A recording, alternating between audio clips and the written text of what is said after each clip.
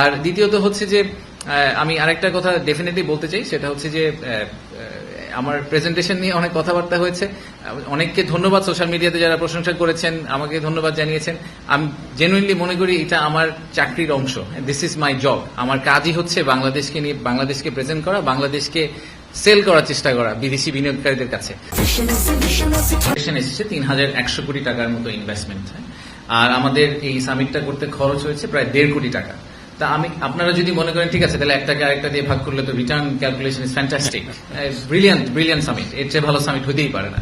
আমি প্রথম থেকে শুরু করি, আমি এটা আগেও বলেছি, আমি আবারও বলছি, এই ৩,১০০ কোটি টাকার ফুল ক্রেডিট আমরা এই সামিটকে দেওয়া উচিত হবে না। এই সামিটের আগে অনেক কাজ করে এই ৩,০০০ কোটি টাকাতে ১০০ কোটি টাকাতে আনা হয়েছে। পৃথিবীর কোনো মানুষ, কোনো ইনভেস্টার কোনোদিন একটা সামিটে এসে আবেগপ্রবণ হয়ে হঠাৎ করে ১০০ কোটি টাকার একটা চেক লিখে ফেলে না। যারা এই ইন্ডাস্ট্রিতে কাজ করেন তারা এই জিনিসটা খুব ভালো করে জানেন। সো যারা সামিটের সাফল্যকে কত টাকা ওই সামিটের 4 দিনে ইনভেস্টমেন্ট হলো এটার উপর বেস করে ক্যালকুলেট করতে চান, তাদেরকে আমার এটা just personal note of advice যে এইটার উপর বেস করে আসলে সামিটের সাফল্যটা আপনারা প্লিজ ক্যালকুলেট করবেন না। আমি পার্সোনালি মনে করি যে সামিটের আমাদের মূল যে উদ্দেশ্যটা ছিল, যে সেটা হচ্ছে যে বিদেশিদের কাছে বাংলাদেশের যে পারসেপশন, সেই পারসেপশনটাকে আমরা চেঞ্জ করতে পারি কিনা। তারা যখন বাংলাদেশে আসে, আমরা এটা আগেও বলেছি যে বিদেশিরা যখন বাংলাদেশে একবার ফিজিক্যালি আসেন, তারা বাংলাদেশ নিয়ে যেই ধারণাটা নিয়ে ফেরত যান, ওনারা যখন গুগল সার্চ করেন তো ওনারা ওই একই ধারণাটা পান না। ওনারা যে ধারণাটা নিয়ে এখন ফেরত যাবেন, ওনারা ফেরত যাওয়ার পরে যখন ওনারা ওনাদের বন্ধু বান্ধব, ওনাদের কলিগদেরকে বলবেন যে না আমি বাংলাদেশে 4 দিন ঘুরে আসলাম, আমি দেখলাম যে আসলে বাংলাদেশ নিয়ে আমরা গুগল সার্চ করে যা দেখছি সেটা আসলে ট্রু না। প্রথম 2 দিন আমরা ওনাদেরকে কি করেছি, 7-8 তারিখে ওনাদের আমরা বাংলাদেশ ঘুরিয়ে দেখেছি যে বাংলাদেশে ফ্যাক্টরি করতে হলে ওই প্র্যাকটিক্যালি ওই জায়গাটা দেখতে কিরকম। 9 তারিখ সকালে আমরা ওনাদেরকে আমাদের ভিশনটা দেওয়ার চেষ্টা করেছি, আমরা কোথায় আছি, কোথায় যাওয়ার চেষ্টা করছি। আর 9 তারিখ বিকাল এবং 10 তারিখে আমরা সারাদিন ওনাদেরকে বিজনেস টু বিজনেস বিভিন্ন ধরনের মিটিং করার সুযোগ দিয়েছি, বিভিন্ন প্রশ্ন করার সুযোগ দিয়েছি।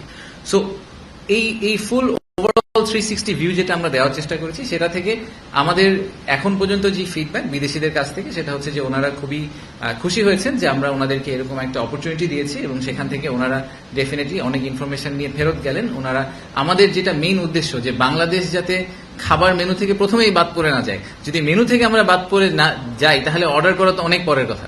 তো most of the cases Bangladesh আসলে মেনু থেকে বাদ পড়ে যায়। তো সেই জায়গাটাকে আমরা আসলে ইমপ্রুভ করার চেষ্টা করেছি সামিটের মাধ্যমে। আর দ্বিতীয়ত হচ্ছে যে আমি আরেকটা কথা ডেফিনেটলি বলতে চাই, সেটা হচ্ছে যে আমার প্রেজেন্টেশন নিয়ে অনেক কথাবার্তা হয়েছে। অনেককে ধন্যবাদ, সোশ্যাল মিডিয়াতে যারা প্রশংসা করেছেন আমাকে ধন্যবাদ জানিয়েছেন। আমি জেনুইনলি মনে করি এটা আমার চাকরির অংশ।